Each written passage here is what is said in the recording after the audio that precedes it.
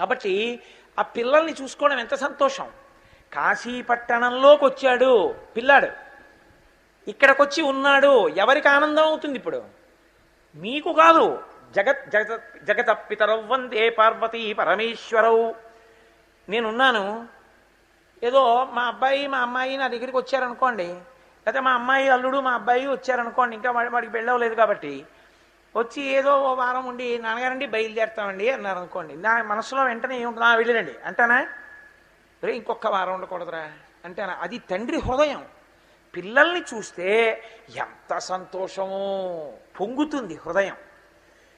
ఈ ఆనందం మనకిస్తుంది. మనకున్న ఆనందం లోకానికి ఉండేది కాదు. మనం ఒకరికి మోక్షానందం ఇవ్వగలిగిన వాళ్ళం. కానీ ప్రేమయందు మనమే లోకానికి అంతటికీ తల్లిదండ్రులం. వాగర్ధావివ సంపృక్తం వాగర్ధ ప్రతిపత్తయే జగత పితరౌ వందే పార్వతీ పరమేశ్వరవు. అటువంటి మనకి మన పిల్లలు ఇంటికి వస్తే చూసుకుని మురిసిపోతాం. మళ్ళీ 9 రోజులు ఉన్నాం, 10 రోజులు ఉన్నాం, 3 రోజులు ఉన్నామని వాళ్ళు వెళ్ళిపోతుంటే, అదిగో వెళ్ళిపోతున్నారు, వచ్చారు, ఇన్నాళ్ళు ఉన్నారు, వెళ్ళిపోతున్నారు, ఏమిటో మళ్ళీ ఎప్పుడు వస్తారో, మళ్ళీ ఎప్పుడు సంకల్పం చేసుకుంటారో అని మనకి బెంగగా ఉంటుంది. మళ్ళీ ఎవరో పిల్లలు వస్తూ ఉంటారు, మళ్ళీ ఆ పిల్లల్ని చూసుకుని కాసేపు ఈ పిల్లల గురించి మర్చిపోతూ ఉండడం. ఏదో పెద్ద కొడుకు వెళ్ళాడు, రెండో వాడు వచ్చాడు, రెండో వాడు వెళ్ళాడు, మూడో వాడు వచ్చాడు, మూడో వాడు వెళ్ళాడు, ఏడో వాడు వచ్చాడు. సంతోషం కదూ? అలా మనకి ఆనందం ఇస్తూ ఉంటుంది ఈ పట్టణం. మనకి ఆనందంబు నొరరించు కావున ఆనంద విపినాభిధానమయ్యే సంవసింతు మహాశ్మశాన భూములనే కాన నేనుంట మహాశ్మశానమయ్యే. దీన్ని ఇక్కడికి వచ్చినటువంటి వాళ్ళు మహాశ్మశానే అని సంకల్పం చెప్తారు. ప్రాయశ్చిత్తం చేసుకునే వాళ్ళు వింటారు సంకల్పంలో మహాశ్మశానే అంటారు. ఎందుకు మహాశ్మశానం అని పేరు వచ్చింది అంటే, పరమశివుడు సాకారంగా ఆయన తనంత తానుగా వచ్చి కూర్చున్నాడు అనుకోండి, శ్మశానం అని గుర్తు.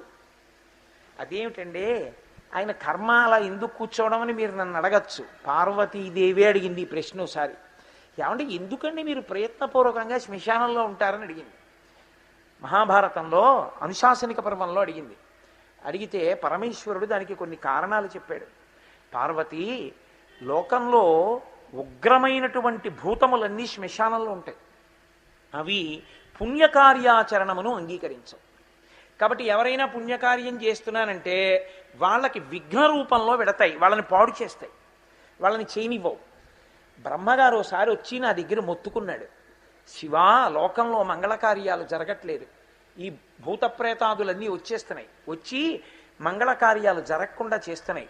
కాబట్టి లోకంలో ఎవరైనా మీ బిడ్డలేగా, 10 మంది కొడుకుల్ని కంటే 9 మంది గొప్ప ఉన్నత విద్యావంతులైనా ఒకడు జేబు దొంగైనా వాడికి తండ్రిగా.